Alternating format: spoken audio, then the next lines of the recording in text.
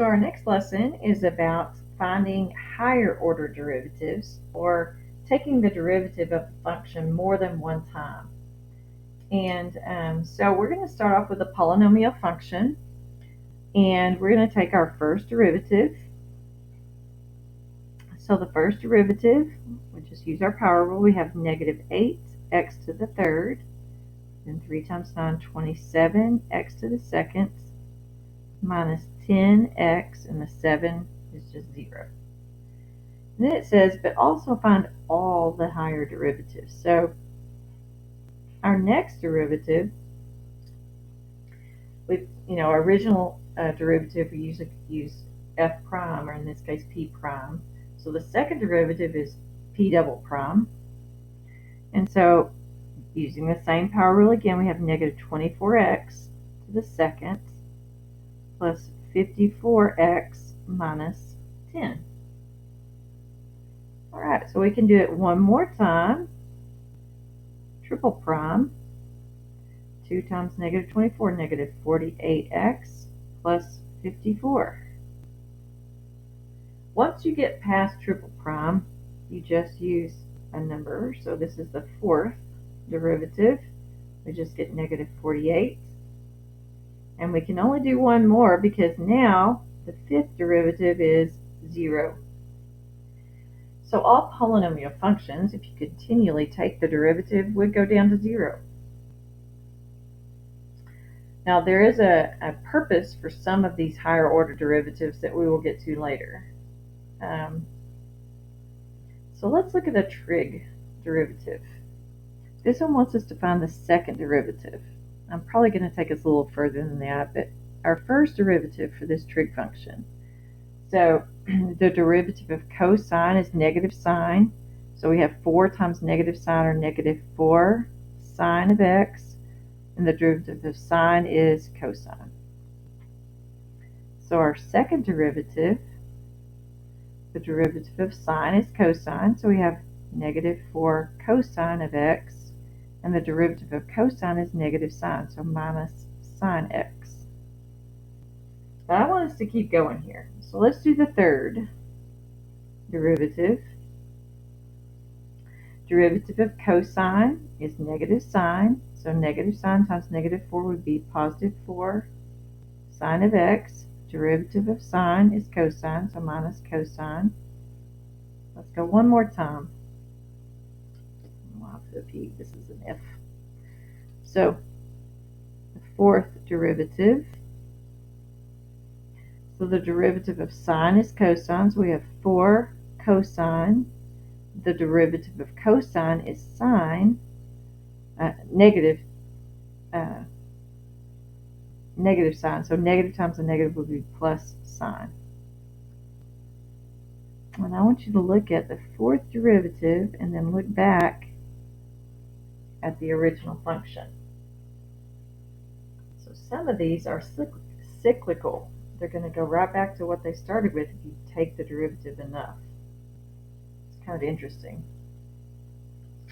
All right, for our next function, in order to answer it, it wants us to take the first and second derivative of the graph. We have to be able to write the equation of the graph. So I don't know how much of this we remember. It's going to jog our memory a little bit, I hope. So this graph does go through the origin, so it probably is a sine function graph. The amplitude, it looks like, is 1, so that means that it's not higher than it normally is. Remember that if the period has changed, then that is the b value. Like we had a sine of bx, and this was our amplitude, which in this case is normal, and this changed the period of the graph. And so if you look, our normal period for sine is at 2 pi, and this one has a much shorter period than that. So our graph looks like it stops at 1 pi. So let's see if we can remember how to do that. The period is 2 pi divided by b. And so we kind of rearranged this formula, and we found out that b is equal to 2 pi divided by the period. So b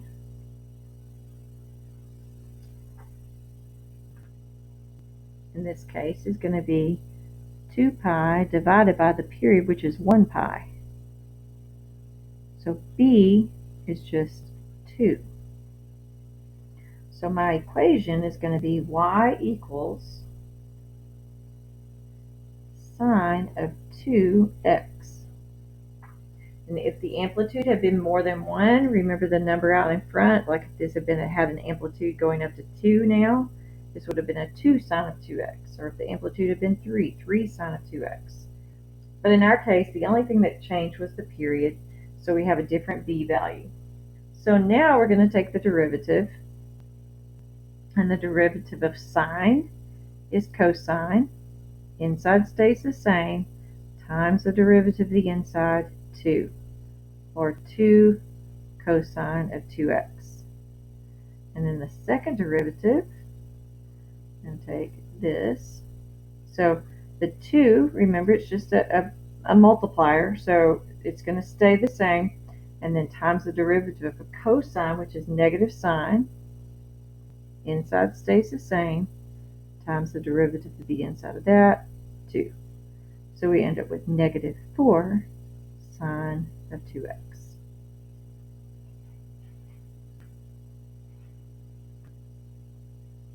All right, so you may be wondering, why would we even want to take the derivative more than one time? Well, there are some applications, and one of them has to do with velocity and acceleration. And so if you remember, when we talked about derivatives to begin with, derivatives were slope, and slope is rate of change. And when we are talking about the rate of change of the position of a particle or the position of an object with respect to time, then we're talking about velocity. The change in position over time is velocity. And velocity is the derivative of the position function. And the rate of change of velocity with respect to time is our acceleration. So acceleration would be the second derivative of our position, or the first derivative of velocity. So an application here would be for position, velocity, and acceleration. So let's take a look at our example here. It says assume that an object is moving along a line is given by this function, and it says that our interval here of time is from 0 to 8, so maybe 0 to 8 seconds. It doesn't give us a unit, but 0 to 8, so we'll just say 0 to 8 seconds. So our beginning position would be whatever s of our beginning time is, which is 0. So if I just put 0 in there, I'm going to get 3 times 0 cubed minus 40.5 times 0 squared plus 162 times 0, or just 0. So our beginning position is at 0, 0. For part B, it wants us to find the velocity when the time is at 2. Well, to find our velocity function, we need to take the derivative of the position function. And the derivative of position would just be our normal power rule. So 3 times 3 would be 9, x to the second power, minus, and then 2 times 40.5 is 81, t to the first power, and then the derivative of 162t would just be plus 162. And then it wants us to find the velocity at 2, so we're just going to plug 2 in for x. Oh, I don't know why I put an x instead of a t. Put a 2 in for t. And so, let's see here, times 2 plus 162. You may want to break out a calculator for that one. Let's see here.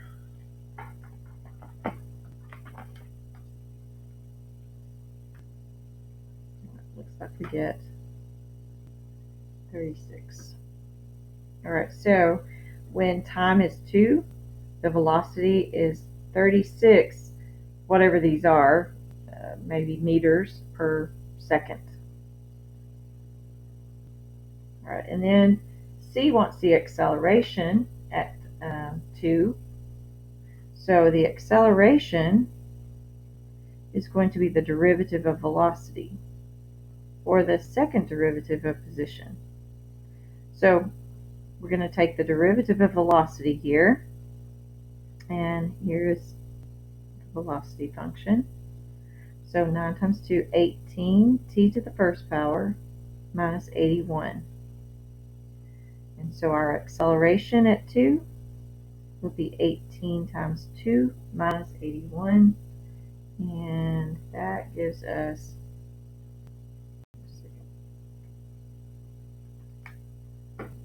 negative 45.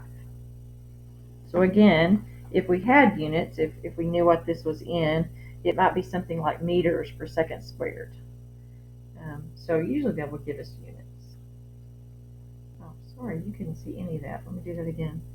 Acceleration is the derivative of velocity, which is the second derivative of position. So we took the derivative of our velocity equation, 18t minus 81, and then just plugged in 2.